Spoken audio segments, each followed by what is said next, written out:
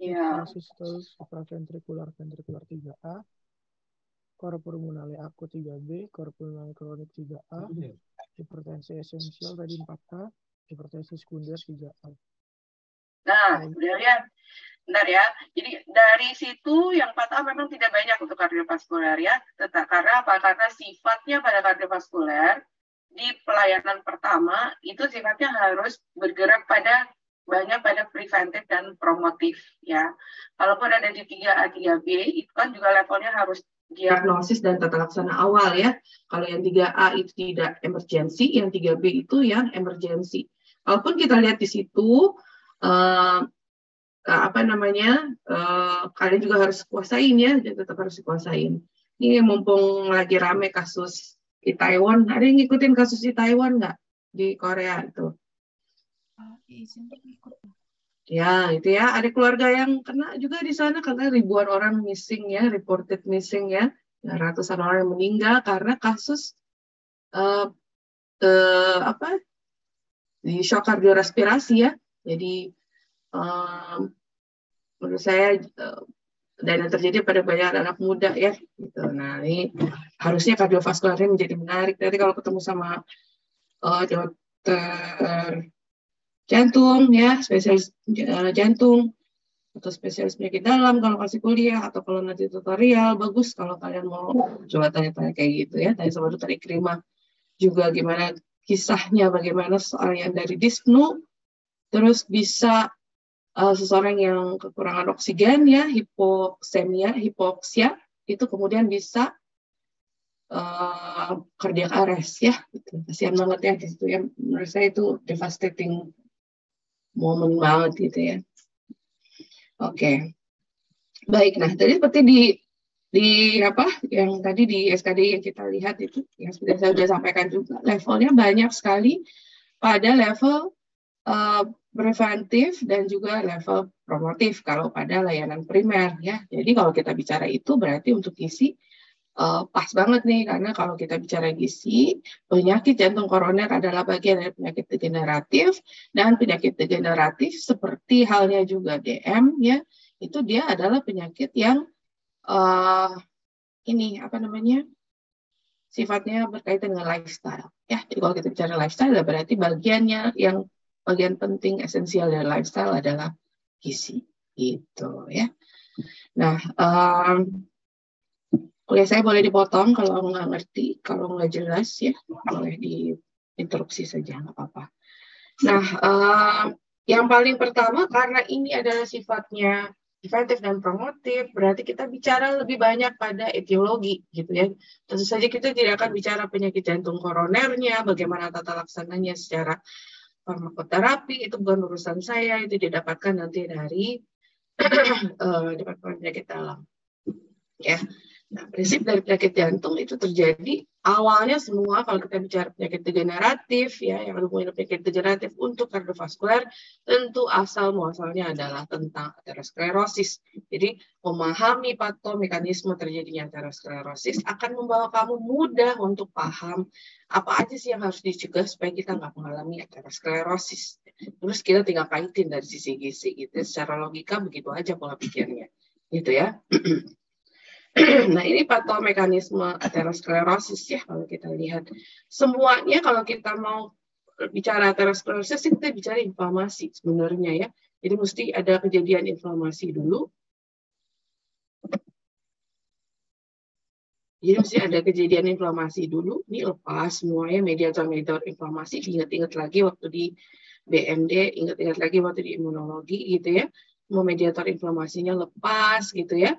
Kemudian ada si inflamasi ini ketemu nih sama yang LDL ini ya. Nah, for your info gitu ya, kalau kita bicara kolesterol ya, LDL adalah bagian dari kolesterol. Ada yang light density lipoprotein, ada yang high density lipoprotein. LDL ini sendiri pun ternyata kalau dipecah lebih ada lagi komponen yang very light density lipoprotein. Nah, ini boleh dilihat di biokimia, barangkali udah diajarin.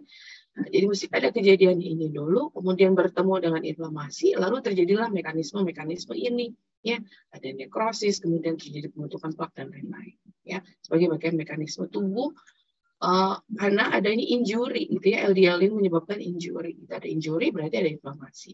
Nah, berdasarkan dengan ini, ya kalau kita lihat lebih ininya stages of development-nya, kalau tadi gambarnya kurang jelas, maka itu dimulai dulu dengan adanya fatty streak development. Jadi mesti ada streak itu apa? Streak itu kayak line ya, garis gitu ya, yang terdiri dari lapisan lemak. Nah, tentu saja ini berkaitan dengan adanya LDL tadi, gitu ya. Nah, kemudian lama-lama dia bikin inflamasi ya, karena dia ada inflamasi, terus lama-lama jadi plak. Kemudian ketika jadi plak, kemudian dia terjadi disruption ya, mulai lepas, dan si plak itulah yang kemudian menjadikan dia menjadi embolik ya, dia menjadi trombus ya, dia menutupi dari pembuluh darah sehingga mulai terjadi sumbatan-sumbatan, lalu lama-lama macam-macam kejadiannya, ada infak miokard, ada apa segala macam gitu ya. Nah, kalau kita bicara tentang atherosclerosis development dan progression, maka kita harusnya bicara, kalau kita mau cegah, kalau kita mau bicara preventif atau promotif, artinya yang kita cegah artinya si atherosclerosis dong ya. Dan kalaupun kita mau bicara promotif, berarti kita cegah atherosclerosisnya. Dan kalau kita mau bicara preventif ya, dari orang yang sudah mengalami, berarti kita bicara tentang bagaimana mencegah progresinya gitu. Nah, apa aja sih yang bisa, risk faktor apa aja gitu ya, resiko-resiko apa. Nah, perlu dilihat ya bahwa ini adalah risk faktor. Kalau kita bicara risk faktor, artinya dia tidak selalu serta-merta etiologi. Etiologinya adalah atherosclerosis, tapi risk faktornya adalah kelima hal ini. Apakah pasti akan terjadi? Belum tentu, tapi most probably ya, most probably-nya itu prosentasenya gede, maka boleh dibilang kalau risk faktor ini bisa kita atasi, maka harusnya kejadian atherosclerosis dan progresinya tidak akan terjadi. Nah, risk faktornya ada dua, ada yang bisa kita ubah, ada yang tidak bisa kita ubah gitu ya. Ada yang takdir, ada yang bukan takdir gitu ya. Nah, yang bisa kita ubah itu adalah yang berkaitan dengan profil lipid ya, satu, sehingga kalau dia ada dislipidemi, harusnya kalau ini kita modify risk faktor yang berkaitan dengan profil lipid dalam hal ini dislipidemi, maka harusnya atherosclerosisnya nggak akan terjadi atau tidak akan berkembang menjadi lebih parah. Ya, untuk faktor dislipidemi tentu saja yang berkaitan dengan itu adalah LDL dan trigliserida ya, salah satunya juga. Dan kemudian hipertensi ya. Hipertensi ini jelas berkaitan ya, karena apa, retensi ya, pada retensi, kemudian kalau dia retensi akhirnya kan jadi makin lama makin fleksibilitas dari pembuluh darahnya menjadi semakin berkurang. Kemudian merokok ya, kemudian adanya diabetes mellitus dan kemudian obesitas. Jadi pada pasien-pasien dengan obesitas, kalau kamu dapat nanti di populasi yang obesitas, kemudian kebetulan dia juga berada dalam keluarga yang kalau ditelisik riwayatnya kematiannya banyak terjadi karena penyakit jantung koroner, ya infak miokard salah satunya gitu ya, congestive heart failure, itu mesti kamu pikirin untuk mulai ngecek faktor-faktor lainnya, dan mesti diedukasi bahwa itu sangat erat kaitannya dengan penyakit jantung koroner. Nanti kita lihat ya bagaimana hitungan prosentasenya. Kemudian diabetes mellitus seperti itu juga ya. Nah, kalau kita lihat semuanya rata-rata berkaitan dengan LDL ya, pada akhirnya bermuara pada LDL. Sedangkan untuk faktor yang tidak bisa dimodified, ya tentu saja tidak bisa dimodified karena dia takdir lah ya, berarti usia ya secara sunatullah seorang yang makin tua, fleksibilitas pembuluh darahnya akan berkurang, kemudian atherosclerosis secara sunatullah juga akan terbentuk, seperti halnya kita punya selang untuk menyiram tanaman ya, selang kalau baru nggak ada plaknya, nggak ada strik apapun pada lapisan selangnya. Tetapi ketika semakin lama semakin tua selangnya kita pakai, dialirin dengan air yang kotor, yang misalnya airnya nggak jernih betul, sehingga masih ada lumpurnya, maka selangnya akan terus bertambah ya, menumpuk lumpurnya di selangnya, dan lama-lama selangnya makin lama makin kecil ya, ininya lumennya gitu ya, sehingga terjadilah sumbatan pada akhirnya. Jadi usia secara sunatullah memang akan menyebabkan orang mengalami aterosklerosis ya. Kemudian jenis kelamin, dalam hal ini jenis kelamin sangat berpengaruh ya. Laki-laki lebih banyak menderita aterosklerosis, proses progresi aterosklerosisnya lebih cepat daripada perempuan ya, karena faktor estrogen dan tingginya kadar LDL. Kemudian secara keturunan ya. Untuk secara keturunan tadi kalau di keluarga ada yang menderita PJK, maka selalu lakukan screening pada anggota keluarganya. Ini bagian dari kedokteran komunitas ya, bagian dari kemampuan dokter layanan primer dalam melakukan pencegahan screening berat badan, screening lingkar pinggang, dan kemudian screening profil lipid, itu ya kalau ada duitnya. Kemudian ini akan melahirkan komplikasi seperti hal ini untuk kemudian menyebabkan terjadinya penyakit jantung koroner. Kita nggak usah bahas terlalu banyak. Jadi kalau kita bicara tentang aterosklerosis, maka dua hal pentingnya adalah tentang inflamasi dan juga faktor dislipidemi. Nah ini yang tadi ya, jadi orang-orang dengan penyakit ada hipertensi, ada dislipidemi, ada glucose intolerance. Nanti kamu belajar di endokrin metabolik ya, jadi glucose intolerance adalah satu keadaan yang belum DM sebenarnya, tetapi sudah mulai ada tanda dengan adanya intoleransi glukosa yang ditunjukkan dengan kadar gula darahnya pada pemeriksaan gula darah 2 jam postprandial ya. Nah, itu ada kenaikan. Tetapi kalau secara gula darah puasa, secara HbA1c, secara gula darah sewaktu, itu memenuhi kriteria itu untuk ditegakkan diagnosis diabetes mellitus. Tetapi pada tempo tertentu ketika di-challenge, ya diberikan glukosa secara oral, beban glukosa secara oral, ternyata ada kenaikan. Nah, itu sudah masuk dalam intoleransi glukosa. Nah, jadi kalau dia punya itu, maka dia, supaya kita buka dulu ini, mempunyai risiko 1,8 kali. Ya. Kalau dia menderita hipertensi, maka risikonya dia memiliki 1,5 kali untuk menderita penyakit jantung koroner. Kalau ditemukan adanya dislipidemia, maka risikonya 2,3 kali lebih besar daripada mereka yang tidak dislipidemia. Kalau ada keduanya, ada hipertensi, ada dislipidemi, maka risikonya bertambah menjadi 3,5 kali. Kalau ada hipertensi dan glucose intolerance, maka risikonya bertambah 2,8 kali. Dislipidemi bersama glucose intolerance, risikonya 4 kali lebih besar. Jadi kalau dia glucose intolerance, ada dislipidemi, maka dia 4 kali lebih mungkin untuk menderita penyakit jantung koroner. Dan jika ada ketiganya, risikonya menjadi 6 kali lebih besar. Jadi ini bisa jadi patokan ketika kamu mau melakukan manajemen risiko pada layanan primermu, ya. Pada saat kamu nanti sudah jadi dokter layanan primer.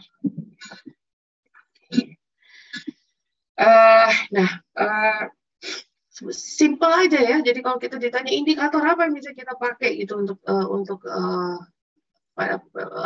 untuk mendeteksi atau menangkap masalah penyakit jantung koroner ini gitu. Kalau kita mau bikin screening, indikator apa yang bisa kita pakai? Indikator yang bisa kita pakai sederhananya adalah IMT aja dan juga pada lingkar pinggang ya.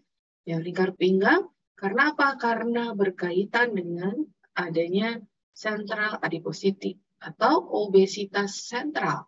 Nah, obesitas sentral itu IMT-nya nggak selalu harus tinggi ya, nggak harus abnormal, nggak harus masuk dalam kategori obesitas IMT-nya.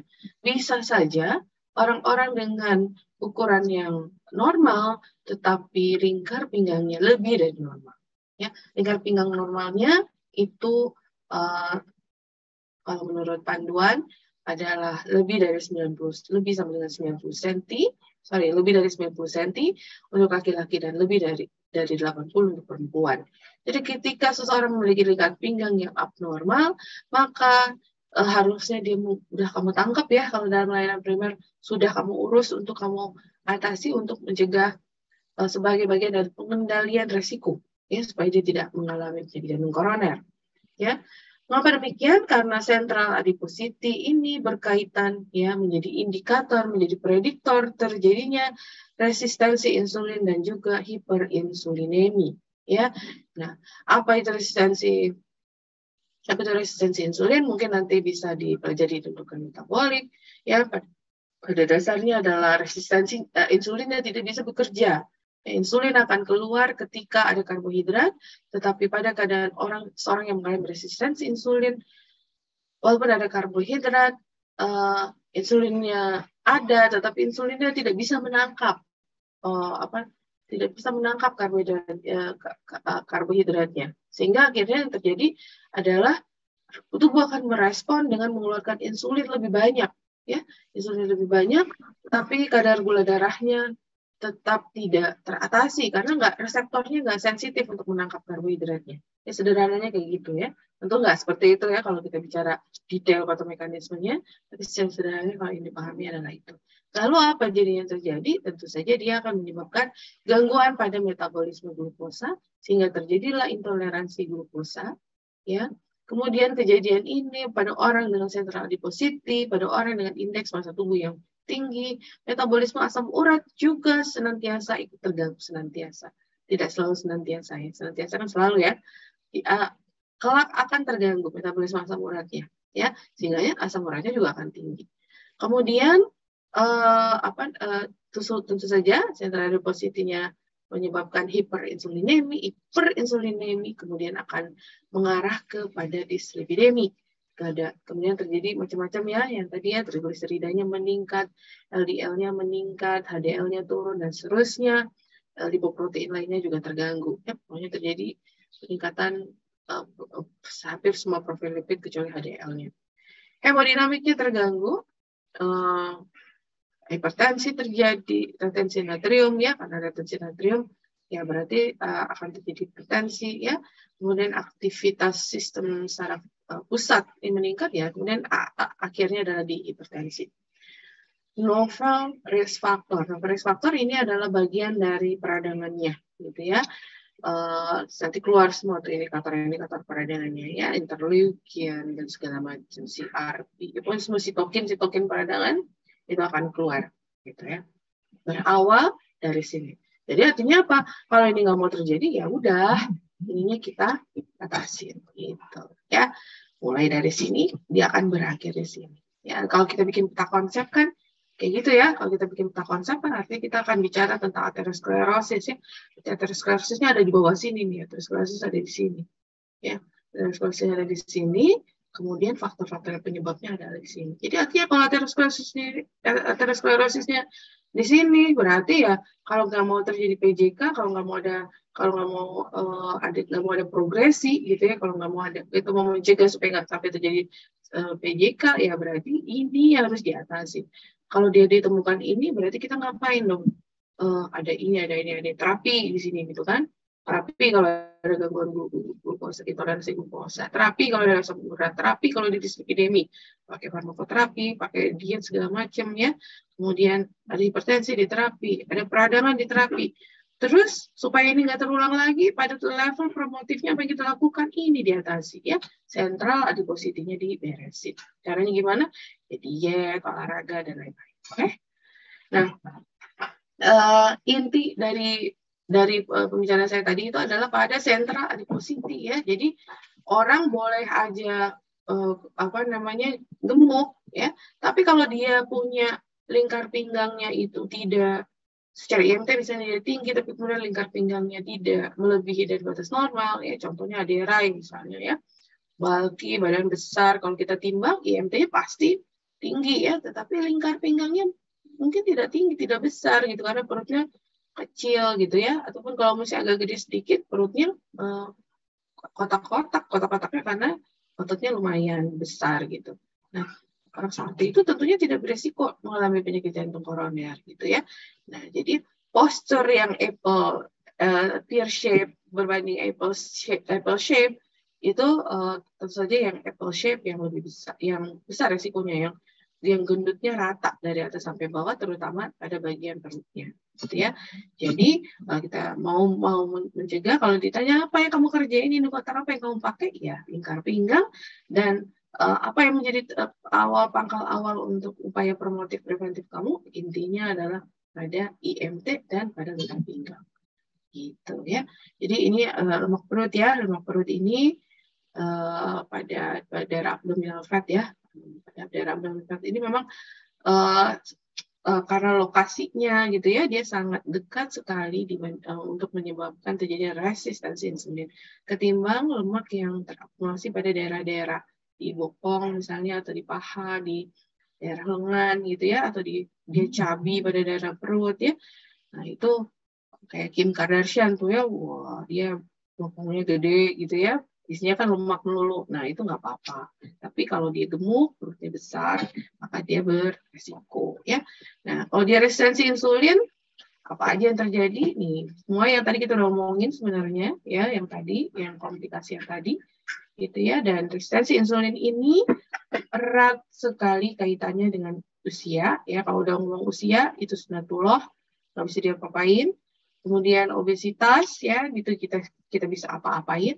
Genetics ini juga nggak bisa diapa-apain. Dan sedentary lifestyle. Sedentary lifestyle itu apa? Sedentary lifestyle adalah gaya hidup mager ya. Pokoknya mager, semua-muanya dilakukan sambil duduk ya. Di kantor, kursi pakai roda, rodanya kenapa pakai roda? Supaya nanti dia kalau mau ngapa-ngapain tinggal geser-geser aja ya. Padahal harusnya dia berdiri ya, kalau mau ngambil kertas dari temennya di sebelahnya, di kubikel sebelahnya, ya jangan ngeroda dong, diri aja ngambil gitu, pengen minum ke dispenser, bangun berdiri, jangan kursinya digeret-geret karena pakai roda gitu ya. Saya pernah baca tuh di Jepang tuh untuk mengatasi sedentary lifestyle, meskipun menurut saya orang Jepang itu pasti hidupnya nggak sedentary ya, dan orang Jepang itu ke kantor mostly itu commute menggunakan kereta gitu ya. Jarang yang menggunakan kendaraan pribadi karena konon katanya di Jepang kendaraan pribadi mahal, maintenance dan lain-lainnya ya, bensin dan lain-lain, sehingga orang milih commute dengan menggunakan kereta supaya cepat tepat waktu gitu ya. Itu di Jepang itu kalau ada yang pernah lihat tuh, kalau dia suka main Twitter ya, nggak tahu, saya sering lihat di Twitter ya, di setiap tangganya itu dia tulis tuh berapa kalau kamu melangkah satu langkah kaki itu akan terpotong berapa kalori itu. Jadi dia sangat aware dengan lifestyle ini.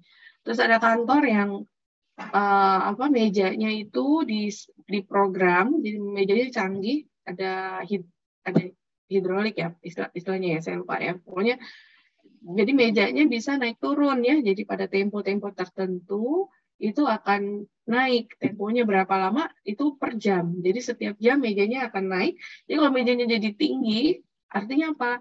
Kalau meja jadi tinggi kan nggak bisa dong ngetik sambil kalau meja ketinggian ya, karena tempat duduknya kan pendek, mejanya naik. Jadi harus apa? Harus berdiri. Intinya apa? Intinya adalah bangunlah dari tempat dudukmu gitu ya. Sehingga ada slogan baru nih. Kalau dulu kan smoking is killing you ya, kan merokok membunuhmu. Nah, sekarang ada slogan baru, sitting ya, SITTING ya, duduk ya. Sitting is the new smoking ya. Sitting adalah merokok gaya baru. Kenapa merokok gaya baru? Karena merokok selalu dianggap sebagai hal yang bisa membunuh kita melalui penyakit jantung koroner itu. Tetapi sekarang ternyata ditemukan sitting atau duduk itu adalah faktor risiko lainnya yang sama beratnya dengan smoking dalam menyebabkan penyakit jantung koroner. Nah, itu berkaitan dengan sedentary lifestyle. Jadi artinya apa?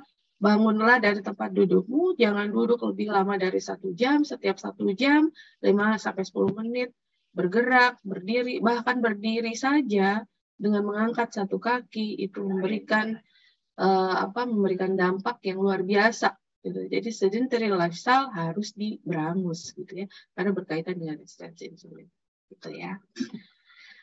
Oke, ini tadi sedikit ini sedikit patomekanisme saja pada kadar resistensi insulin itu tadi ya. Jadi orang yang resistensi insulin itu karena reseptornya tidak sensitif, maka uptake glukos ya, ambilan jadi ada masuk makan karbohidrat berubah kecil-kecil jadi glukosa gitu ya, dipotong kecil-kecil jadi glukosa.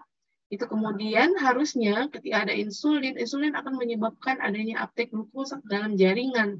Tapi karena ada problem pada reseptornya, yang terjadi adalah uptake itu menjadi terganggu ya. Nah, kalau dia terganggu,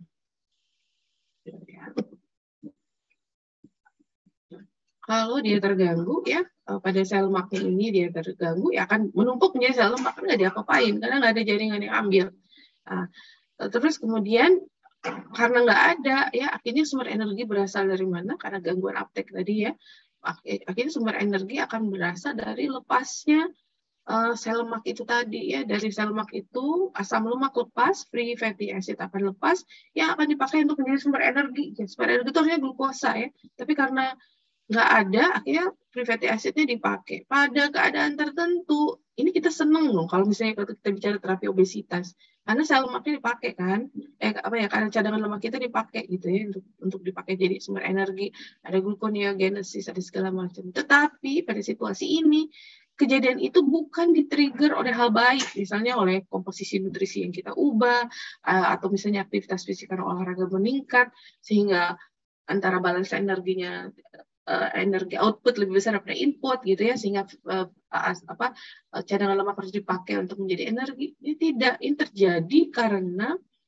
insulinnya tidak sensitif ya, tidak sensitif sehingga akhirnya terus-terusan terjadi hiperinsulinemi. Terjadi hiperinsulinemi apa? Karena otak akan mendeteksi kok ini karbohidratnya nggak dipakai-pakai ya, kok. Akhirnya yang terjadi adalah terus-terusan dikeluarin, insulinnya keluar lagi nih, kurang kayaknya gitu. Dia mendeteksinya kekurangan sehingga terjadilah situasi hiperinsulinemi. Kalau terjadi hiperinsulinemi, kita lihat yang serial tadi ya, yang serial glucose intoleran, peningkatan asam urat, peningkatan various faktor dan hal ini, mediator inflamasi akan keluar banyak. Nah, terjadilah semua kejadian itu, gitu ya. Akhirnya ya kita lihat penyakit jantung koroner atau dampak yang terjadi, komplikasi yang terjadi seperti yang di slide sebelumnya. Gitu. Ini mau ditanyain nggak? Mau ditanyain dulu nggak? Saya ngomongnya kecepatan ya? Nggak ada? Nggak ada? Ya udah deh, nggak ada. Nah, akhirnya tujuan terapi gizinya, kalau kita ini ya udah lihat tadi, berarti atur berat badan, atur profil lipid dan tekanan darah, serta ditambah dengan mengendalikan inflamasi. Dan semuanya itu dibungkus dalam hal healthy lifestyle. Jadi pola hidupnya harus berubah pokoknya. Indikatornya apa? Kalau perubahan pola hidupnya sudah baik ya, berat badan menjadi bagus, lingkar pinggang mengecil, profil lipid membaik, tekanan darah membaik, faktor inflamasi berkurang. Itu berarti indikator dari healthy lifestyle-nya cocok gitu, berhasil gitu ya. Nah, ini kalau kita lihat ya tentang risiko itu tadi. Ini secara statistiknya gitu ya. Kalau kita bisa mengurangkan, misalnya saya kalau udah melakukan semua itu dokter, berapa banyak saya harus lakukan supaya saya bisa melihat impact, bisa melihat dampak dari perubahan pola makan saya. Oh, Bapak boleh nih janji-janji, kalau menurut penelitian 10% saja Bapak menurunkan berat badan Bapak, kita akan melihat perubahan secara signifikan. Atau apabila lemak perutnya berkurang, ini kalau kita ukur dengan menggunakan body composition, BIA ya, timbangan untuk menilai body composition, body impedance bioelectrical impedance analysis ya, BIA. Kalau berkurang 30% dari awal dari persentase lemak sebelumnya, jadi misalnya kalau kita ukur komposisinya ternyata adalah di atas 30%, kemudian berkurang sekitar 3% saja dari awal, maka kita akan melihat perubahan yang signifikan ya, perubahan dari yang semua ini terganggu, ya fungsi endotel terganggu, marker-marker inflamasi yang keluar tadi meningkat, marker trombositis meningkat, insulin, kadar gula darah juga waktu itu tinggi, gitu ya, waktu awal kita periksa dan segala macam. Dengan melakukan intervensi ini, maka akan terjadi perbaikan, ya. Oke, ya. Nah, ini kalau kita lihat di sini ya, peningkatan white adipose tissue ya, peningkatan white adipose tissue ini tadi rangkaiannya ya, tadi kalau udah lihat slide yang awal tentang pre-PTSD tadi, maka ini rangkaian awalnya. Jadi rangkaian awalnya adalah tentang white adipose tissue yang meningkat. Semua orang dulu waktu kita masih kecil, bayi, itu kita punyanya brown adipose tissue. Secara metabolik brown adipose tissue itu ada fungsi metaboliknya. Jadi dia jenis lemak tubuh yang baik gitu, brown adipose tissue. Dia melakukan pembakaran ya, karena dia mempunyai efek termogenesis ya, karena bayi itu kan cenderung hipotermia. Jadi mekanisme tubuhnya adalah Allah berikan kita brown adipose tissue untuk pada saat kita bayi itu menjaga kita terjadi hipotermia ya, membantu kita untuk tidak mudah terjadi hipotermia gitu. Nah, ketika semakin kita dewasa, kita makin paham untuk mengatasi hal seperti itu ya, kayak gemetaran dan lain-lain, makin punya otak, makin punya independensi, punya kemampuan untuk mengatasi masalah hipotermi. Perlahan-lahan jenis lemak ini berganti menjadi lemak yang white adipose tissue. Berbeda dengan yang brown adipose tissue, yang white adipose tissue ini jumlahnya nggak boleh, komposisinya nggak boleh berlebihan. Ya, karena dia jelek, karena dia mengandung mengandung mediator inflamasi, isinya kayak gitu ya. Jadi kalau dia banyak berarti kan mediator inflamasinya jadi banyak gitu. Nah, akhirnya ketika terjadi peningkatan, tentu saja inflamator adipokin ini juga akan meningkat banyak ya. Kalau dia meningkat banyak, maka kita akan melihat respon ini.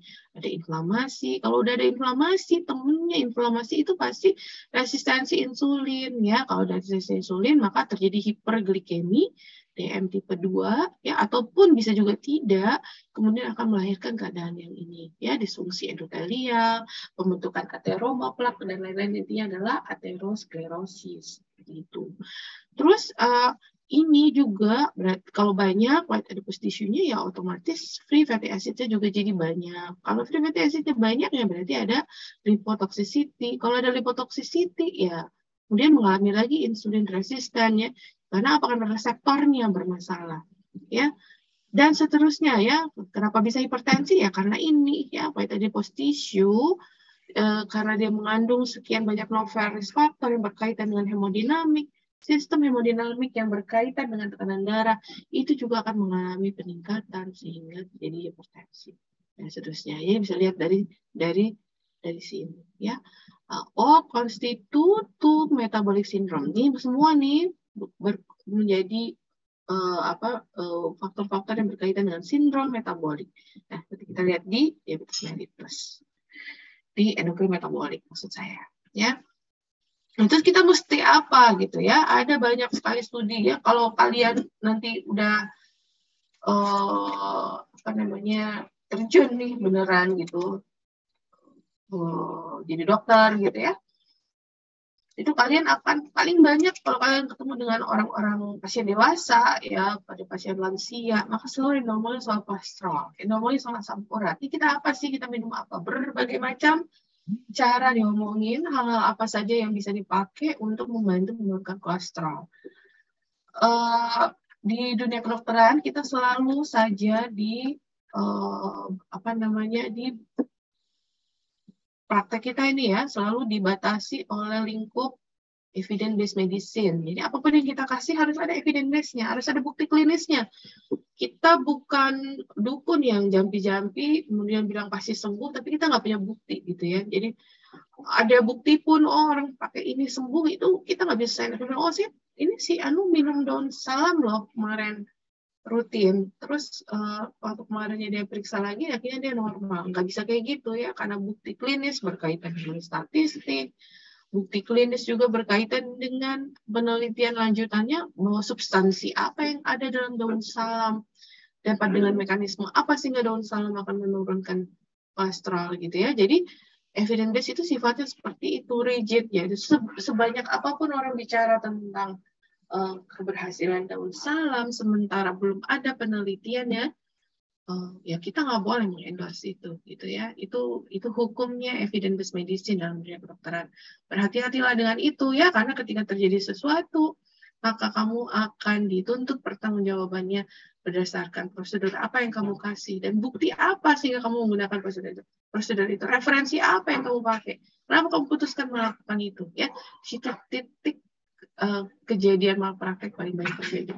Ya, jadi ingat ketika kamu udah jadi dokter, mulutmu harimaumu ya, apapun yang keluar dari mulutmu itu akan didengar oleh pasienmu, dituruti. Jadi kalau salah-salah ngomong, dia akan jadi harimau yang memangsamu di kemudian hari.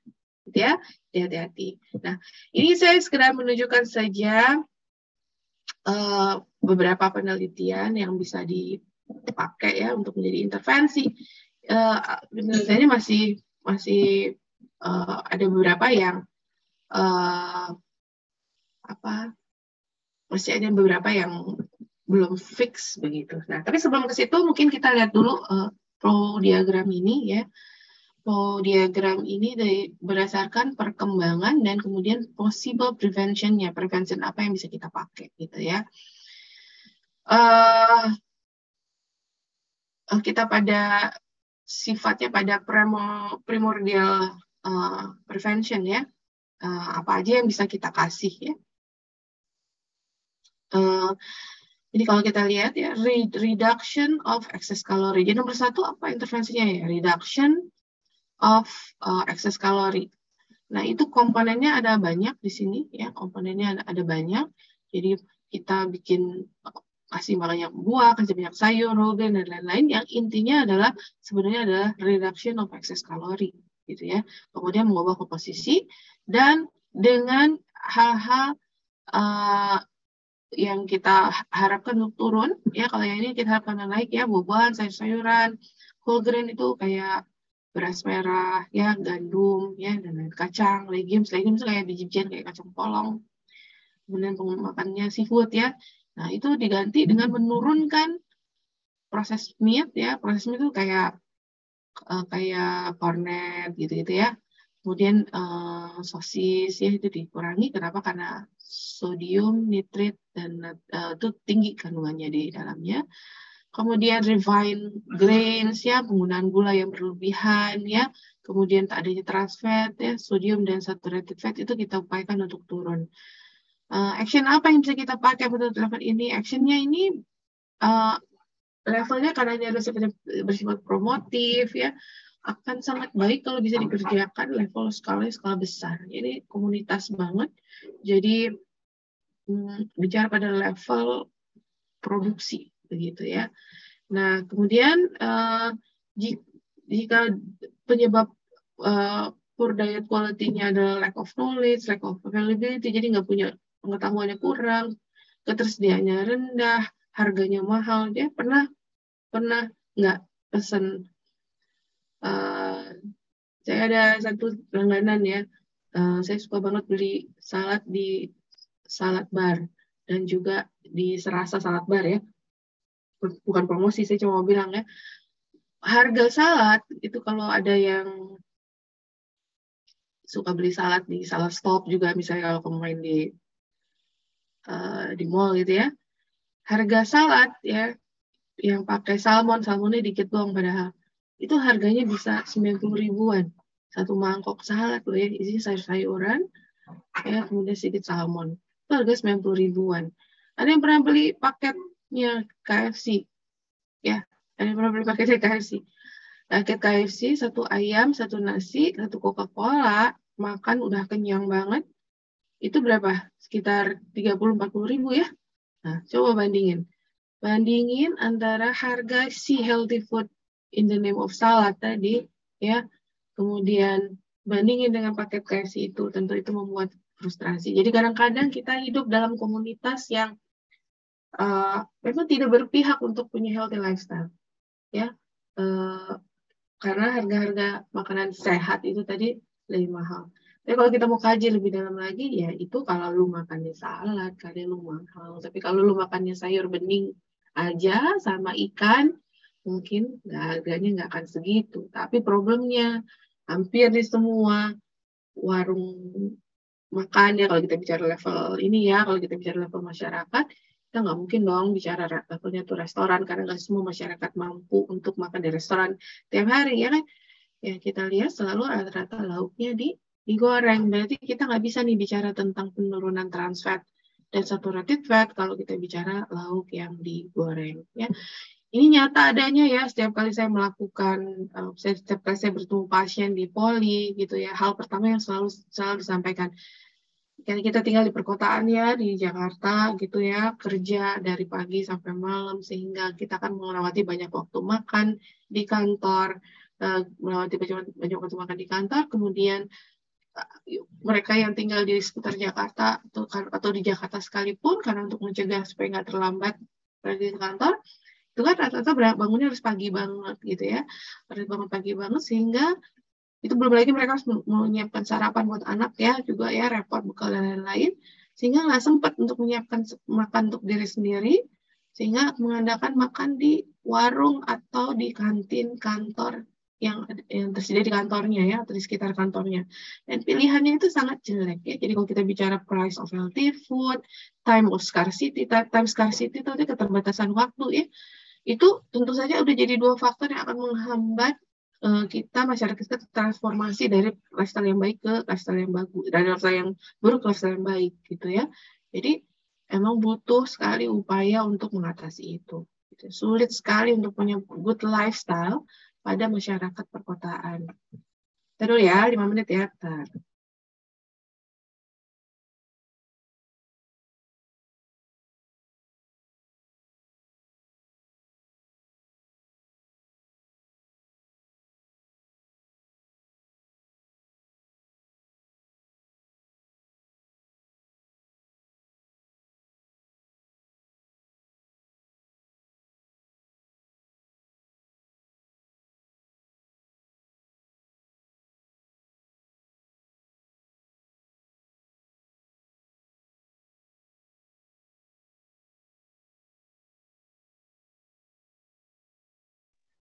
Oke, kita lanjutin lagi ya. Maaf tadi ada sedikit masalah di rumah.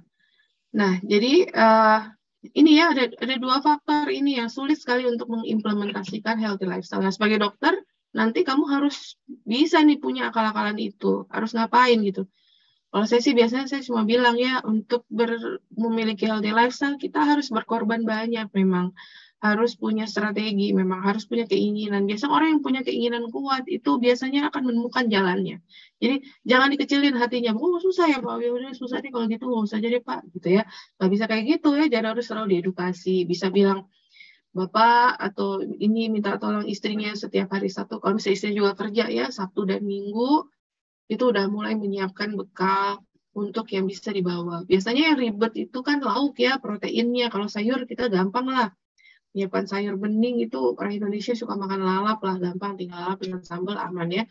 Yang susah biasanya lauknya. Jadi siapin di Sabtu Minggu, ayam udah disiapin. Jadi ketika hari kerja mau datang, tinggal dipanas-panasin aja, tinggal dikukus. Kalau punya microwave bisa masuk microwave, kalau nggak punya microwave bisa pakai kukusan gitu ya, sehingga cepat prosesnya untuk itu. Jadi sambil mandi sambil ngukus, terus habis itu packing dibawa pergi gitu ya. Ini ya mesti menguatkan mereka gitu ya.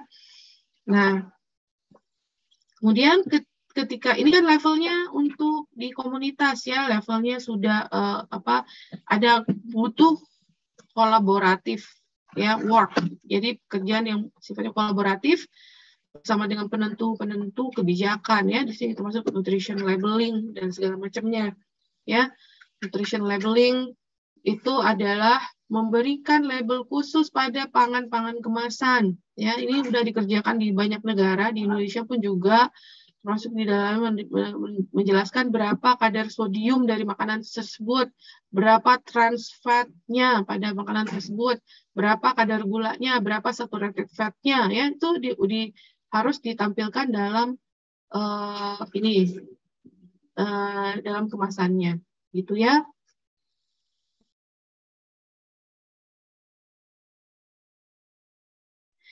Ya, jadi harus tertulis di situ dan harus ada kebijakan yang menentukan kadarnya, kadar penggunaannya, sodiumnya nggak boleh terlalu banyak dan lain sebagainya, gitu ya. Pernah dengar nggak isu kalau KFC kita lebih enak daripada KFC di negara-negara lain? Jadi kalau suka nonton mukbang, nah, kebetulan saya juga suka lihat mukbang nih ya. Jadi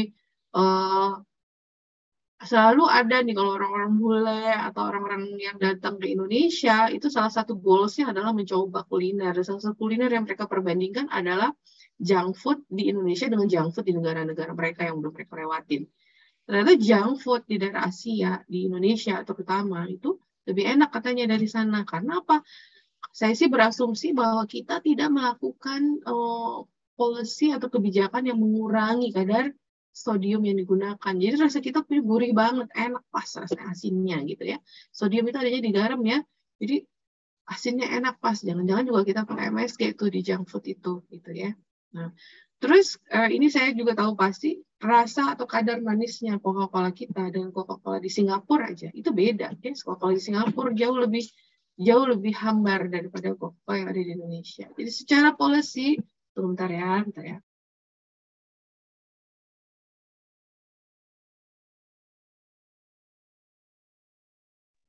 Ya, jadi secara policy negara kita tuh memang nggak menjagain banget rakyatnya. Gitu. Secara policy negara-negara lain bisa menekankan itu gitu, bahwa makanan nggak boleh mengandung banyak garam, nggak boleh banyakkan gula dan lain-lain sebagainya. Di negara kita enggak gitu ya, dibebasin aja. Jadi apa?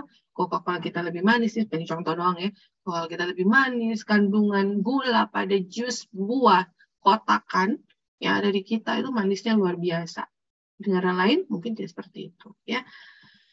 Itu problemnya. Kalau di terus misalnya pernah tuh ke mana ya saya lupa, ke Swiss apa kemana gitu ya. Jadi kalau di kita selain tentu saja dia juga men-screening drugs dan lain-lain di pintu imigrasi, yang juga di screening adalah apakah Anda membawa gula atau garam. Jadi kalau ada gula atau garam, gula garamnya dikeluarin, dibuang, nggak boleh ada. Nggak boleh masuk ke negaramu dengan gula dan garam itu. Gitu. Saking mereka menjaga, membuat policy ke arah situ ya. Bagaimana negara menjaga itu ya? Bagaimana negara menyadari level itu, pentingnya level ini, gitu ya. Nah, kalau kamu jadi dokter, kamu bisanya apa? Kamu bisanya pada primary prevention dan pada secondary prevention yang berkaitan dengan program rujuk balik. Jadi kalau pada pasien layanan primer yang dikerjakan dengan skema jaminan kesehatan yang kita pakai, itu nanti setelah dari layanan primer, karena ini kasusnya 3A, 3B, maka kamu rujuk ke layanan sekunder. Setelah kamu rujuk ke layanan sekunder, diterapi oleh dokter spesialis, setelah selesai dia akan dikembalikan lagi ke layanan primer. Nah, di layanan primernya tugasmu lah untuk secondary prevention itu. Kalau dia udah kena infark miokard, kamu melakukan upaya preventif apa supaya dia nggak kembali menghadapi serangan itu. Itu level yang di secondary prevention ini. Jadi setelah dirujuk balik, mengikuti program rujuk balik itu. Gitu. Nah, untuk primary prevention-nya adalah kalau dia belum mengalami ini, gitu ya. Dia cuma baru ketahuan ada dislipidemi, baru ketahuan ada hipertensi, baru ketahuan ada hipertensi, dislipidemi, ada intoleransi glukosa atau dia sudah DM tipe 2. Berarti kamu preventif untuk tidak mengalami penyakit jantung koroner. Apa aja yang kita kerjain ya levelnya adalah ini, pengendalian kadar lemak darah, profil lipid ya, pengendalian tekanan darah, pengendalian kadar gula darah gitu, pengendalian terjadinya trombosis, pengendalian inflamasi. Itu tadi yang udah kita omongin pada primary prevention. Kemudian ada medikasinya menggunakan obat-obatan yang mengurangi pembentukan plak ya, aspilat dan lain-lain itu. Nah, apa yang kerjain ya ini, ya intervensinya apa? Ya menggunakan standard of care. Ada nanti kita lihat sama-sama yang berkaitan dengan lifestyle. Ya, kalau udah secondary lifestyle ya berarti kamu udah bicara tentang obat-obatan dan melakukan upaya ini supaya yang ini tidak semakin parah sehingga progresinya menjadi lebih cepat. Gitu ya, lihat tabel ini. Nah, ini adalah apa? Kita lihat ini penelitian ya, summary of various meta-analysis association food groups berkaitan dengan insiden CVD. Jadi ini adalah ringkasan dari penelitian ya, meta-analisis ya. Meta-analisis adalah metode penelitian. Atau udah nyampe Medlit belum? Mungkin belum ya. Jadi Medlit akan tahu ada meta-analisis. Jadi ada banyak penelitian orang-orang dikumpulin jadi satu, kemudian dianalisis ulang untuk membuat kesimpulan. Rata-rata evidence-based medicine itu berdasarkan hasil analisis meta-analisis ini, gitu ya. Jadi dikumpulin semua evidence-nya. Nah, di sini mau lihat mana yang menyebabkan, yang berhubungan dengan risiko dan mana yang berhubungan dengan efek protektif ya. Nah, di sini ada berbagai komponen dietary-nya, komponen dietary-nya. Pertama dari kelompok makanan. Apa yang bersifat protektif? Jadi kalau ini garis-garisnya ada pada daerah sini, ya, dan tidak menyentuh garis tengah ini, tidak berpotongan dengan garis tengah ini, maka makanan tersebut itu memiliki efek protektif ya. Nah, sekarang kita lihat ya, ada 1, 2, 3, 4, 5 yang tidak menyentuh garis tengah ini. Apa aja sih yang begitu? Yang begitu nomor 1 adalah ini. Ini adalah ikan ya. Ikan berarti punya efek protektif. Tentu saja tidak digoreng ya. Kemudian buah-buahan, sayur-sayuran, kacang-kacangan, dan juga whole grain. Nah, artinya kalau kamu mau melakukan edukasi, maka gunakanlah jenis makanan ini. Kalau ditanya apa yang mesti saya perbanyak, yang mesti saya perbanyak, yang mesti Bapak perbanyak adalah ini, kelompok fish, fruit, veggies, nuts, dan juga whole grain. Itu beras merah ya, whole grain itu ya, kalau di kita ya. Kemudian untuk minum-minuman, ada nggak sih minuman yang ditengarai memiliki efek protektif? Kalau kita lihat SSB ini simple syrup beverages ya. Yang efek protektif apa? Kita lihat yang tidak berpotongan ini hampir tidak berpotongan, sedikit saja efek protektifnya, jadi berarti tidak terlalu protektif tapi tidak kuat banget gitu. Apa di sini kita lihat green tea ya, kemudian kopi ya, kopi yang orang lain bilang menjadi faktor risiko, ternyata dari penelitian setelah dilakukan meta-analisis enggak ya. Kopi, tentu saja kopi yang hitam ya, bukan kopi janji jiwa ya, bukan yang manis-manis itu ya. Kopi kalau minumnya 3 cups per day ya, sekitar 150 sampai 200 dengan 1 sendok teh kopi ya, kopi hitam itu memiliki efek protektif ya, efek protektif. Demikian juga kopi kalau dia 5 cups, tetapi 5 cups tidak menyebabkan efek proteksinya menjadi lebih baik ya. Jadi yang bagus justru yang 3 cups ini ya, 3 cups. Kemudian untuk pola makan apa yang ditengarai baik? Yang ditengarai baik adalah Western diet itu tidak. Western dietnya, oh ya Western diet kayak apa? Kemudian DASH diet, kemudian American Healthy Eating Index, dan Mediterranean diet. Nanti dari ini dua saya jelasin model dietnya. Yang lainnya kalau tertarik mau lihat, silahkan di browsing saja. Nanti bisa diterapin dalam kehidupan sehari-hari. Yang memiliki efek resiko adalah processed meat, dan juga si SSB ini, SSB itu yang sugary drink ya, sugary yang penambahan gula itu tadi. Jadi kalau kamu biasa minum boba, orang yang minum boba akan memiliki resiko 1,17 kali lebih besar daripada mereka yang jarang minum manis. Jadi artinya kalau kita cut minuman manis, maka sebenarnya kita bisa mengurangi resiko sebesar 1,17 kali. Jadi menjadi lebih baik. Kalau makan processed meat, smoked beef, cornet, sosis, nugget ya, kita mengurangi resiko sampai 1,42 kali. Ya, karena dia resiko 1,42 kali. Gitu ya. Nah, sekarang kalau kita mau pakai konsep-konsep pengelolaan itu, ingat tadi faktornya adalah inflamasi ya. Faktornya adalah inflamasi. Nah, kalau faktor inflamasi ya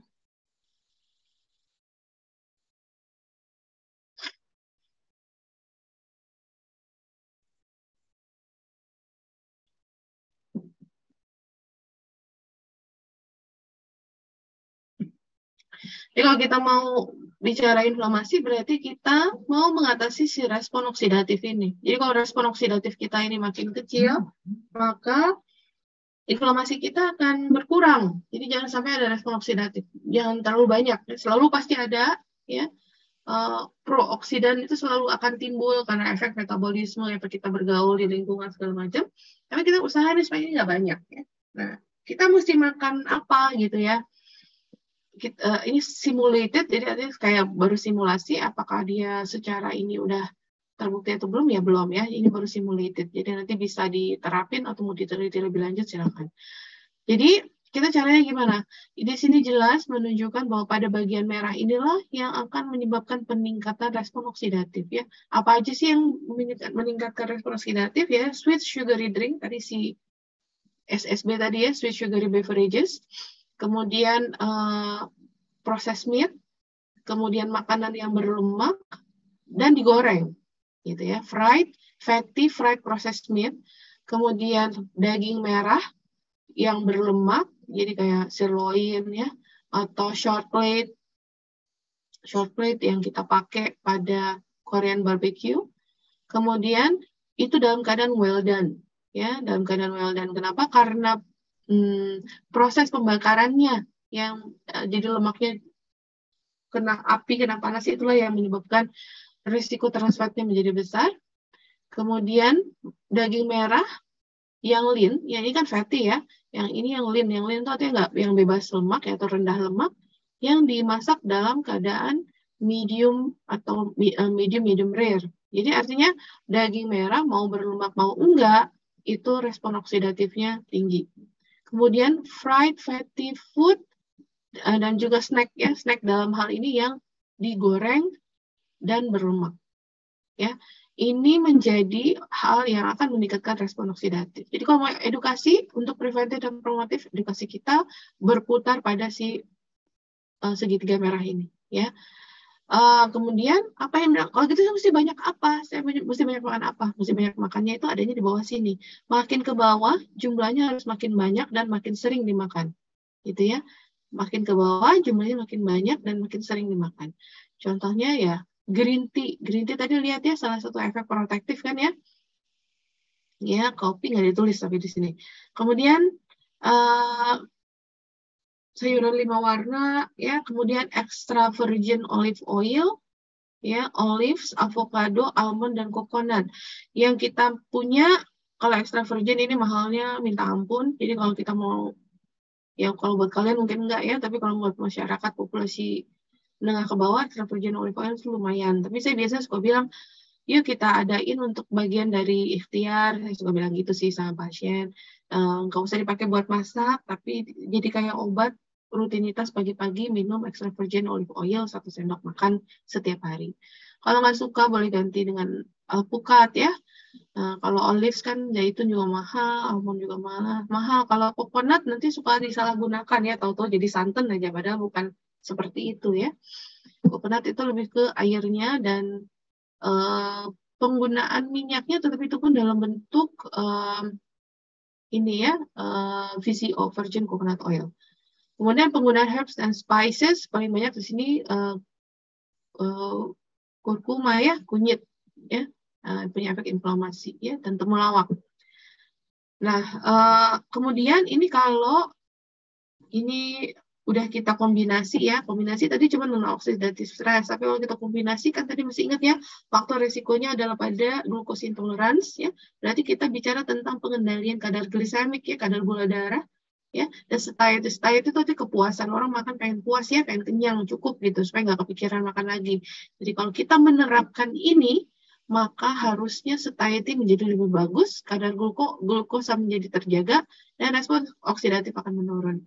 Apa aja yang kita makan sama ya, yang ada di bawah ini. Ada perbedaan nggak sih? Ya.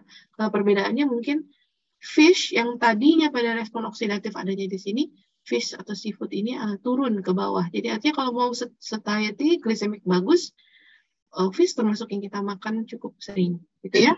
Nah, yang cukup sering itu artinya daily, weekly. Daily artinya setiap hari itu pastiin mesti ada deh bahan makanan ini, ya. Pastiin ada dalam bahan makanan kita. Ada kata-kata every meal artinya setiap kali makan, kan 3 kali makan ya, di 3 kalinya itu ini harus tersedia nih. Jadi pada saat makan, pastiin deh kita ada 5 colors of food. 5 colorsnya nggak harus 5-5-nya ada pada saat kita makan. Bisa misalnya pas makan pagi, yang warna merah, makan siang warna hijau, dan seterusnya ya kombinasinya. Pokoknya dalam satu hari ada 5 colors of food. Daily setiap hari harus ada, disarankan tuh setiap hari ada apa aja yang harus ada.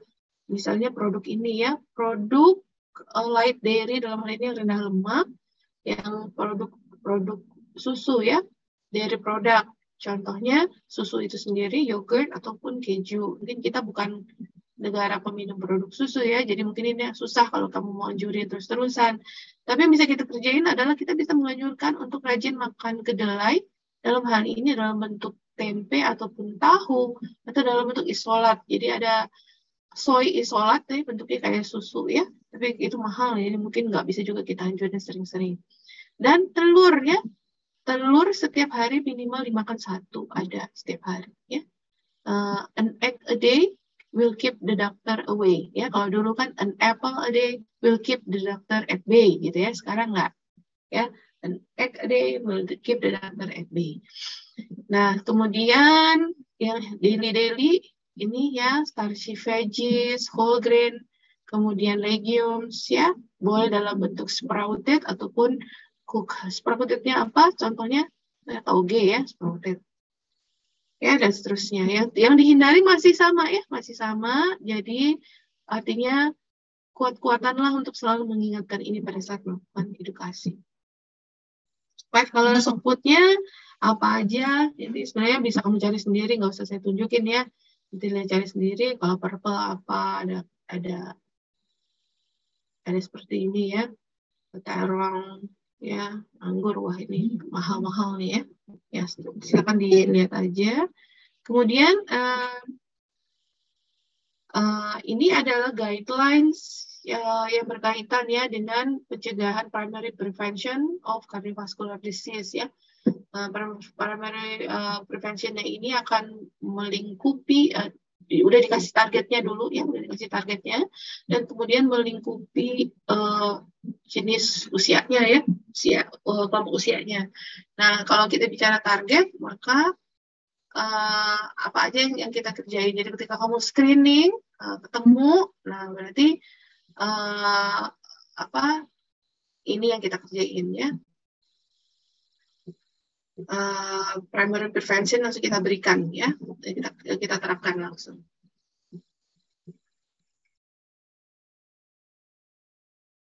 Ya, kita lihat kalau usia 0 sampai 19 tahun apa yang kita kerjakan? Yang kita kerjakan ya lifestyle prevention ya, dengan tujuan untuk mereduce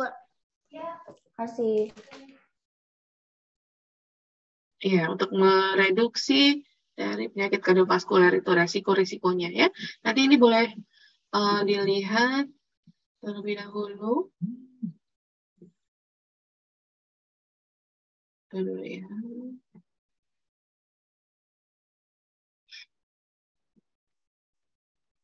Oh, dikit lagi berarti ya. Ini panduan yang di kotak ini bisa dipakai ya, bisa dipakai untuk membuat screening ya, untuk membuat screening. Kalau ada ini berarti kamu harus melakukan sesuatu ya. Kemudian kalau yang masih di usia ini ya, kalau kalian lihat ya masih berkaitan dengan lifestyle dan mulai mengintroduce penggunaan farmakoterapi, dalam ini penggunaan statin ya, penggunaan statin dan juga obat-obatan untuk tekanan darah. Ya, ketika usia sudah masuk 40 sampai 75 tahun, kalau kamu punya populasi ini, ya, mulai dilakukan resiko-resikonya ini ada apa enggak, nanti ada poinnya.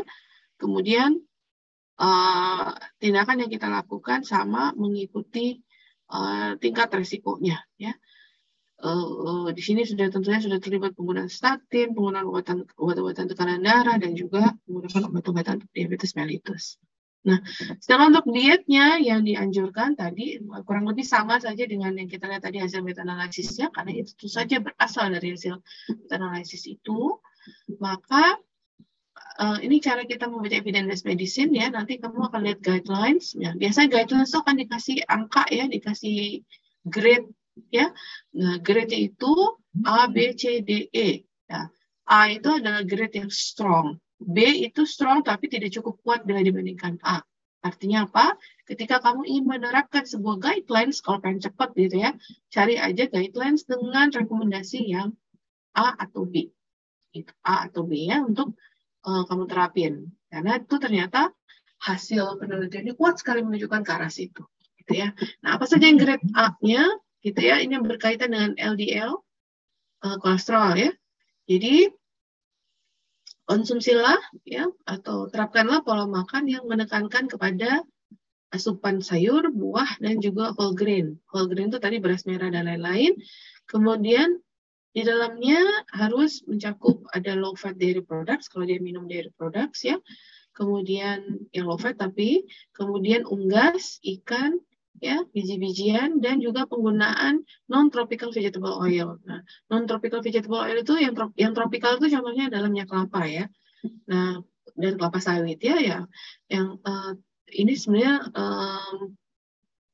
saya debatable ya kalau menurut saya ini ya. Ini lebih ke isu politik ya karena kebun kelapa sawit itu merupakan oksidatif terbesar untuk bumi gitu ya.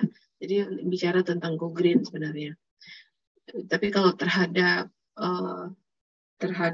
kesehatan ya sepanjang itu dipakai untuk menggoreng jenis minyak apapun ya tetap aja salah gitu ya. Kemudian sampai mana tadi? Kacang-kacangan, terus batasi intake sweet sugary beverages, kemudian daging merah. Ya. Kemudian harus tetap mempertimbangkan kalori ya. Jadi bukan hanya menjelaskan jenis tetapi jumlahnya juga harus difikirkan. Dan kemudian achieve this pattern by following plan. Jadi gunakan pola makan DES diet. Jadi silakan nanti di browsing lah DES diet itu isinya apa. Kemudian USDA Food Pattern karena ini dari American Heart Association, jadi tentunya dia menggunakan pola makan punya orang US ya. Tetapi kalau di kita di Indonesia kan ada ya panduan gizi seimbang itu sudah mencukupi gitu ya, sama dengan USDA ada Food Pattern ini. Kemudian dari patternnya itu harusnya 5-6% kalorinya berasal dari saturated fat. Jadi nanti dihitung total penggunaan saturated fat-nya itu tidak boleh lebih dari 6%. Jadi 6% maksimal gitu ya. Nah, kemudian kurangi persentase kalori yang berasal dari saturated fat dan kemudian kurangi persentase kalori yang berasal dari trans fat. Ini strong ya, strong banget gitu. Kemudian untuk blood pressure sama ya, tadi pola makan yang tinggi sayur buah dan lain-lain yang tadi itu, penggunaan DES diet juga sama, kemudian mengurangi asupan sodium, berarti kalau mengurangi asupan sodium berarti kita bicara mengurangi asupan garam, jadi tidak banyak menambahkan garam, karena secara natural, misalnya daging, ya daging sapi atau daging ikan atau daging ayam itu mengandung sodium yang cukup, jadi sebenarnya nggak menambahkan garam pun harusnya secukup. Ada garam substitusi yang base-nya adalah kalium. Jadi kalau mau pakai itu boleh-boleh saja, akan tetapi kita harus berhati-hati terhadap orang dengan penyakit jantung, terutama yang sering mengalami aritmia, karena base-nya adalah kalium, KCl ya, bukan NaCl tapi KCl. Terus juga pada pasien dengan penyakit ginjal yang kronik ya, itu juga harus hati-hati dengan menggunakan garam substitusi karena base-nya adalah kalium dan kita tahu bahwa orang dengan gangguan ginjal sering terjadi hiperkalemia sehingga itu tidak bisa kita berikan. Ya intinya yang paling baik adalah ya udah kurangin aja dengan penambahan garam. Tapi siapa yang bisa hidup tanpa garam ya sekarang pasti nggak enak ya. Nah, jadi harus banyak strateginya. Kemudian yang moderate, yang levelnya B ya itu anjurannya adalah jumlah sodium intake-nya adalah kurang sama dengan 2.400 mg ya. Jadi intinya setiap pengurangannya akan menurunkan tekanan darah. Tapi ini ininya B ya. meskipun B ya, tapi masih cukup kuat ya. Dan kemudian menggunakan diet untuk menurunkan tekanan darah. Untuk lipid, profil lipid, untuk aktivitas fisik ya. Untuk aktivitas fisik ini diketahui ya, evidence base-nya B ya, berarti lumayan ya. Jadi orang yang punya aktivitas fisik yang baik yang dilakukan selama 3-4 kali per minggu dengan lamanya sekitar 40 menit, lihat ya, bukan 30 menit ya, tapi 40 menit per sesi, itu akan punya dampak yang baik terhadap profil lipid dan juga terhadap tekanan darah. Jadi edukasinya 3-4 kali per minggu dengan lamanya 40 menit per sesi. Ya, ini kita lewatin aja, ini kita lewatin juga, ini congestive heart failure. Nah, sekarang kalau kita mau lihat pola makan diet yang secara lebih detailnya, nah kita bisa juga menggunakan ini, ya.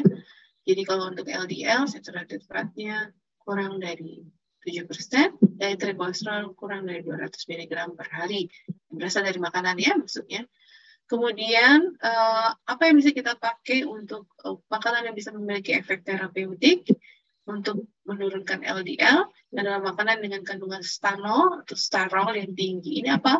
Ini adanya di kedelai. Jadi kalau ingat tadi, salah satu anjurannya setiap hari harus ada makanan yang mengandung kedelai.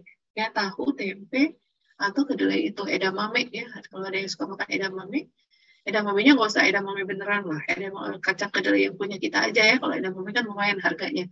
Kalau kita makan yang kacang, kalau pernah ketemu abang-abang yang sepedahan bawa kacang rebus, kan suka ada kacang kedelai juga. Bilang aja ya sama bapak ibunya, rajin-rajin lah makan kedelai ya, rajin-rajin berarti bukan banyak-banyak juga ya, sekitar 2 gram stanol aja udah itu dia memberikan efek ya. Mungkin kalau 10% saja ya berarti sekitar 2 gram, sekitar 20 gram kacang kedelai itu sudah memberikan dampak. Kalau mau lebih gampang, sekarang ada minuman dengan kandungan stanol atau sterol ya. Mungkin ada yang pernah dengar Nutrif Benecol ya. Seringkali promosinya untuk menurunkan kadar kolesterol, benar ya, emang ada efek stanol dan sterolnya. Cuman saya mesti ada hal lain yang jadi masalah dari Nutrif Benecol itu adalah manis ya, Nutrif Benecol itu. Jadi berarti gulanya tinggi. Nah, padahal gula termasuk yang sifatnya menjadi risk factor ya. Kemudian increase viscose atau soluble fiber ya, bukan yang insoluble ya. Kalau soluble itu dia larut dalam air, serat larut, bukan larut dalam air, dia larut seratnya, dan yang ada yang insoluble yang tidak larut ya. Jadi gampang aja sebenarnya, soluble itu kalau kita ambil pada buah dan sayur pada bagian dalam,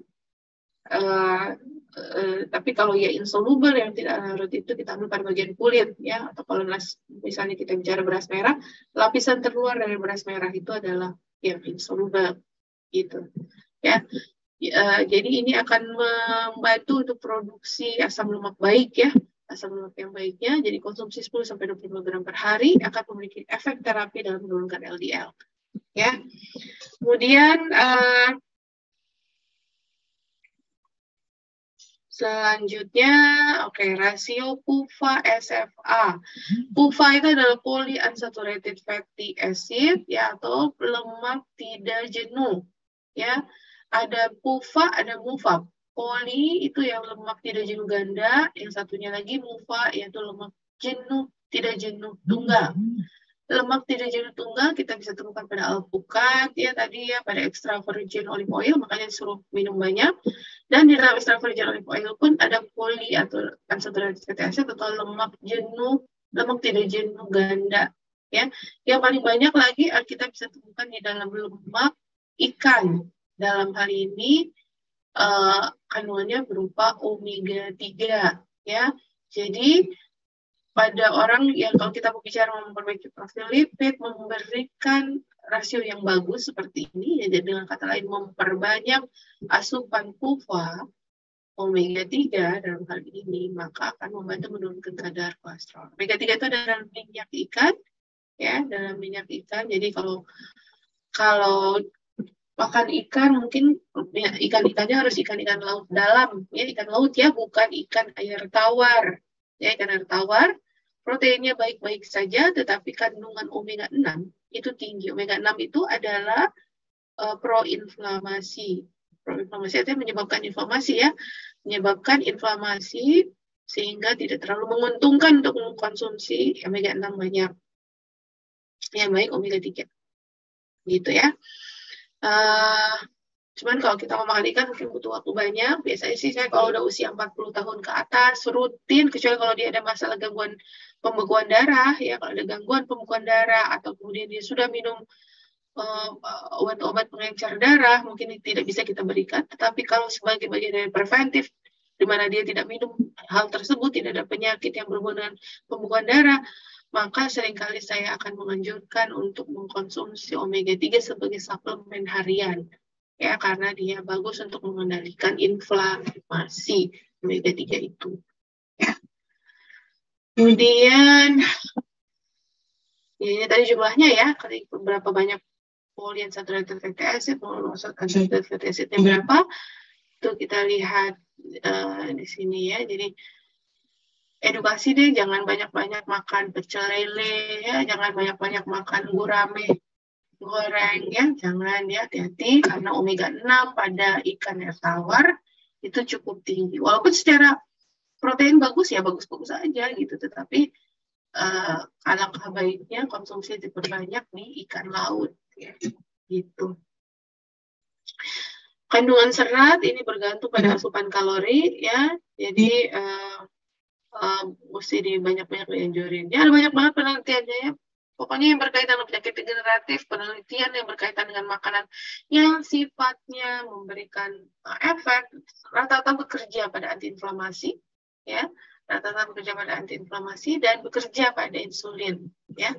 Nah itu banyak sekali penelitiannya, baca saja sendiri dengan hati-hati, ya. Oke, sekarang kalau kita lihat beberapa nih, kalau kita ambil dari penelitian itu, nih, kalau kita lihat makanan-makanan yang memberi efek ya, ada yang no effect, no change in CRP, ini menarik untuk kita bicara. Tomat ya, kita lihat tomat dulu nih ya. Tomat, kalau kita makan dalam keadaan segar, utuh, ya, terhadap inflamasi ya, terhadap inflamasi bukan kita tidak bicara antioksidannya, kita bicara efeknya bukan antioksidan, kita tidak bicara vitamin C-nya, gitu ya. Kita bicara efek lainnya terhadap inflamasi. Jadi tomat kalau diolah ya jadi jus atau tomato pasta gitu ya, itu selama tidak menambahkan hal-hal lain ya, itu dia memberikan efek antiinflamasi yang baik. Tapi ketika kita makan dalam bentuk tomat utuh, dia efeknya tidak cukup adekuat ya. Kemudian ini saya pilih yang ini aja ya, yang lumayan banyak dibicarain ya, yang lainnya nanti bisa dilihat sendiri.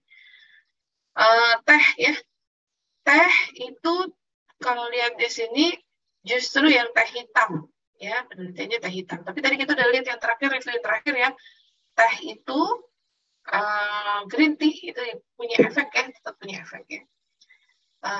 Terhadap antiinflamasi, fungsinya sebagai antiinflamasi, teh hitam lebih baik daripada teh hijau.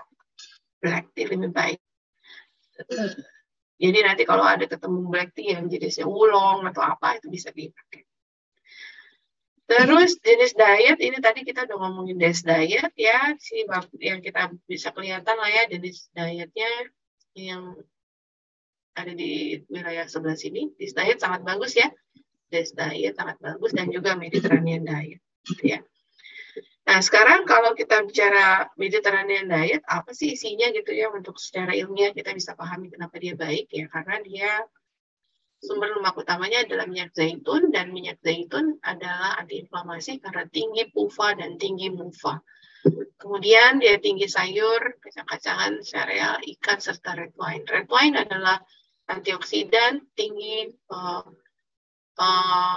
flavonoid dan lain-lainnya, polifenol ya, sehingga secara rasio antara omega 3 omega 6 rasionya bagus Tadi udah ingat ada anjurannya berapa rasio omega 3 omega 6 yang ada dalam makanan untuk memberikan efek inflamasi. Gitu ya. Jadi intinya Mediterranean diet memang posisi diet yang mengedepankan anti-inflamasi. Ya. Nah, kalau kita bicara diet, maka kita bicara, kalau sederhananya kita lihat seperti ini, pembagiannya seperti apa? Ya, pembagian seperti ini. Kacang-kacangan di sini peranannya cukup tinggi ya, dianjurkan sekali untuk mengkonsumsi kacang-kacangan dalam jumlah 4-5 porsi per hari. Ya, kemudian whole grain ya, dalam hal ini gandum utuh ya, dan juga beras merah misalnya ya, 6-8 kali per hari. Ini tentu saja tetap berpatokan pada kalori ya. Jadi tidak melihat ini blindly gitu ya, nggak mempertimbangkan kalori. Kemudian memperbanyak asupan sayuran dan buah, 4-5 porsi per hari sayur, 4-5 porsi per hari buah gitu ya. Cukup besar proporsinya. Jadi ya PR banget untuk itu. 2-3 porsi per hari fat free or low dairy product.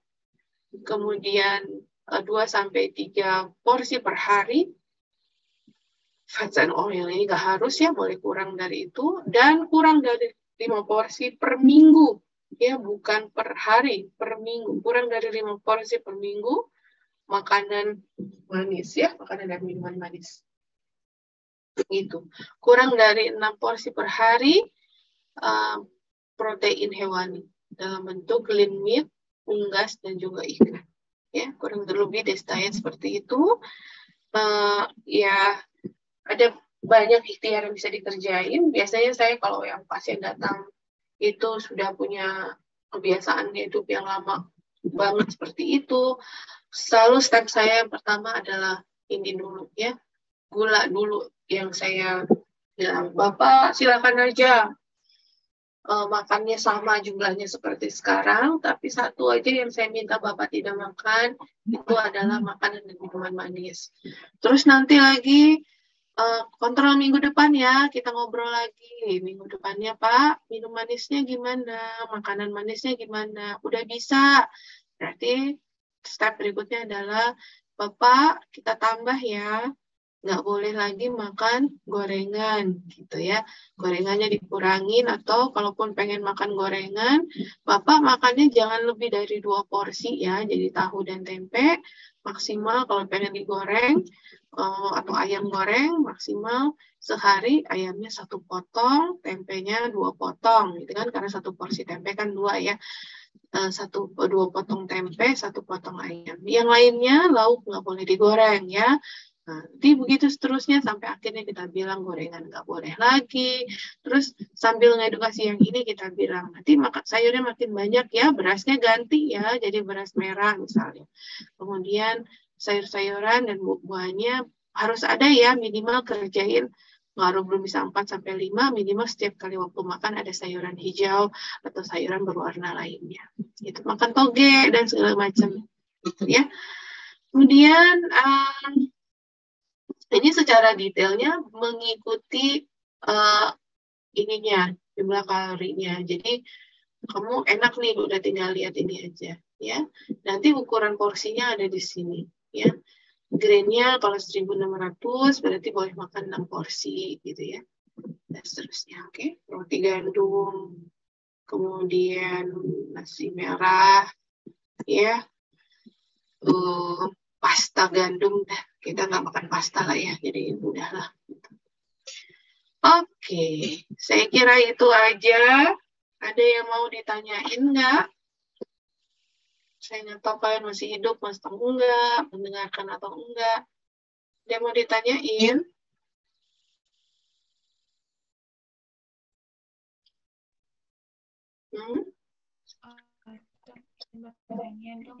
Yes.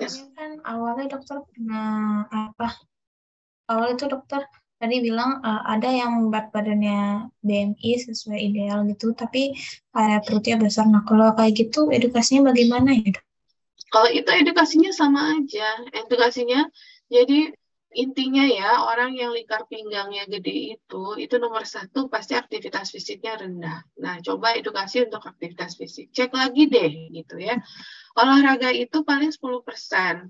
Ya, jadi kalau misalnya kita cuma bilang, oh saya olahraga kok setiap, apalagi dia bilang olahraga, saya selalu car free day nih, dulu setiap hari Minggu, hari Sabtunya saya juga olahraga.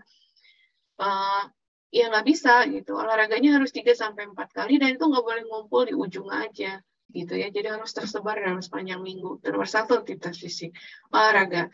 Terus nomor dua, saya udah olahraga kok, tapi kok saya tetap gede kayak gini. Oh, berarti yang dicek adalah physical activity yang bukan olahraga gitu. Physical activity kan sebenarnya aktivitas fisik yang ada yang sifatnya exercise dan ada yang non exercise. Yang non exercise itu yang sehari-hari gitu loh. Kalau kita kuliah dari pagi sampai sore, duduk terus, maka itu masuk dalam definisi mager. Masuk dalam definisi low physical activity. Sehingga edukasinya ya harusnya itu tadi, jangan duduk lama, lebih dari 1 jam gitu loh. Setiap 1 jam berdiri. Nah, itu mungkin edukasinya udah harus higher. Jadi, setiap kali ngasih kuliah, dosen harusnya nanti setiap 1 jam sekali mahasiswanya suruh berdiri gitu ya. Nggak apa-apa berdiri sambil dengerin kuliah, pokoknya berdiri gitu. Jadi, atau di kantor-kantor, Bapak kalau misalnya kerja di kantor, setiap 1 jam Bapak bikin break, Bapak sekedar jalan ke toilet, atau berdiri sambil melihat kerjaan, angkat kaki 1, atau sedikit squat, itu sudah termasuk physical activity. Jadi termasuk tidak duduk selama berjam-jam gitu. Jadi physical activity-nya dicek. Terus nomor 2 yang dicek apa? Konsumsi gula. Gula itu kalau orang suka sekali minum manis, itu pasti lingkar pinggangnya gede gitu. Ya, gimana caranya? Ininya dicek aja, biasanya suka enggak sih nggak suka, tapi Bapak minum kopi nggak kalau tiap hari minum kopi, minum teh manis? Iya, dicek gulanya berapa yang dipakai, kemudian sehari berapa kali, pertama frekuensinya diturunin dulu, terus frekuensi udah turun, kadar gulanya kita turunin ya, penggunaan gulanya.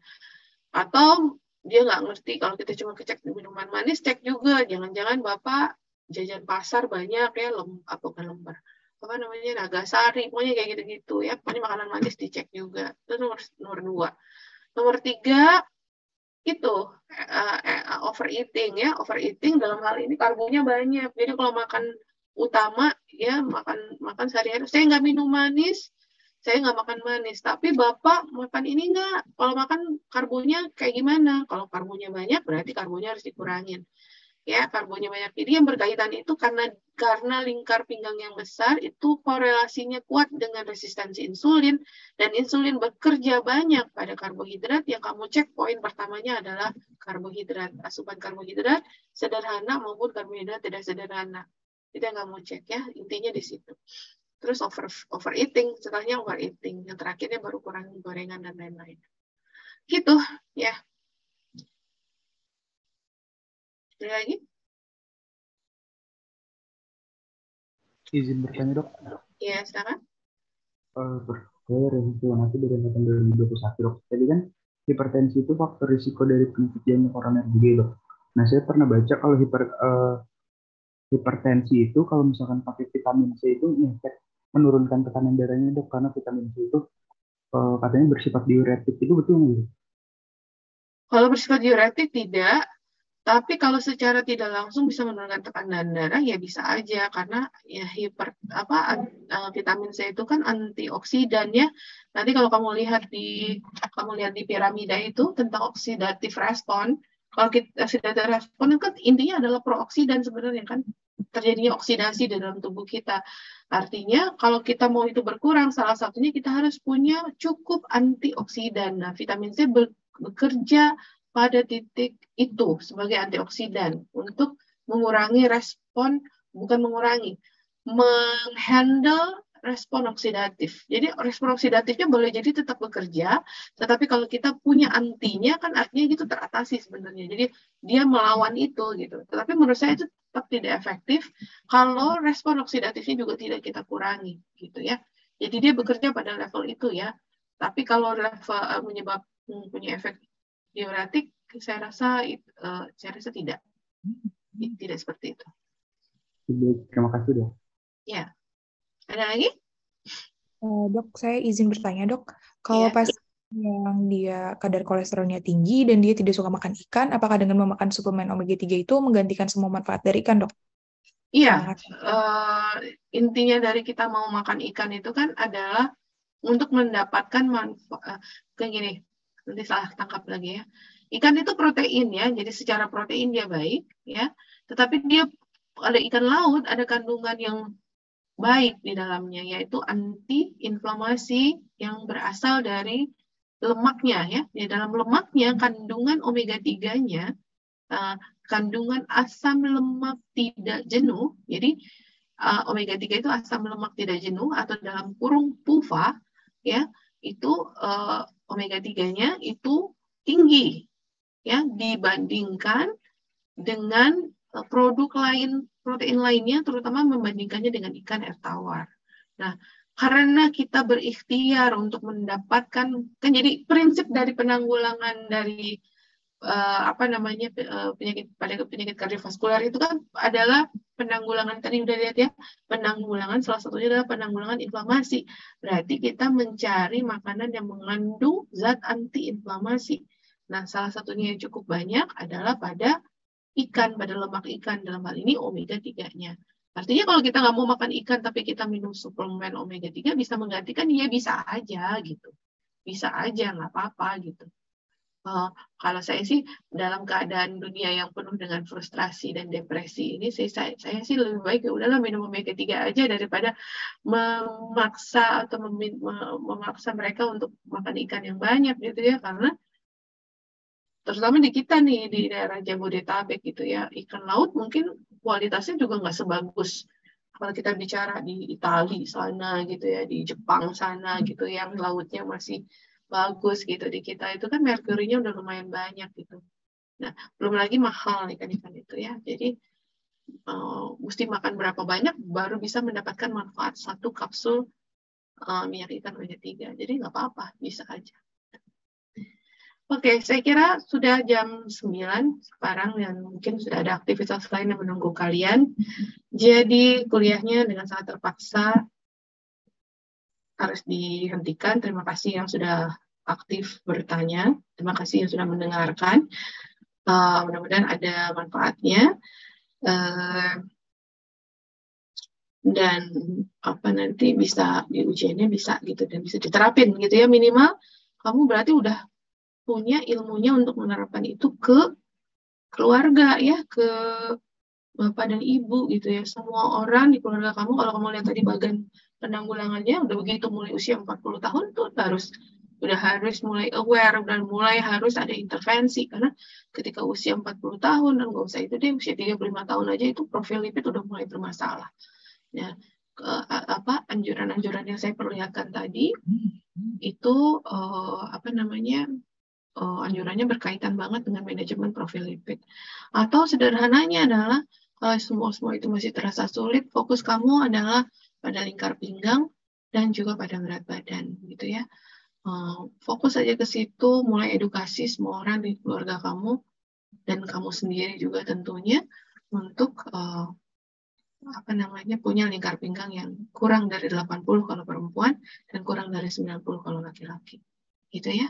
Ingat ya, sitting is the new smoking. Kamu nggak ngerokok, tapi kamu mager, maka kamu punya resiko yang sama dengan merokok. Artinya apa? Merokok aja gitu. Enggak ya, nggak merokok dan juga nggak duduk kelamaan.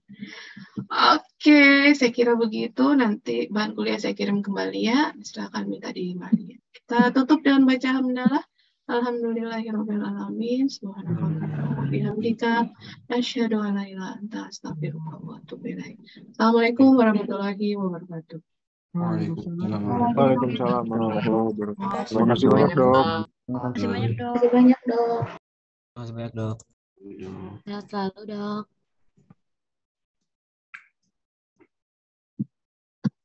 Terima kasih, Dok.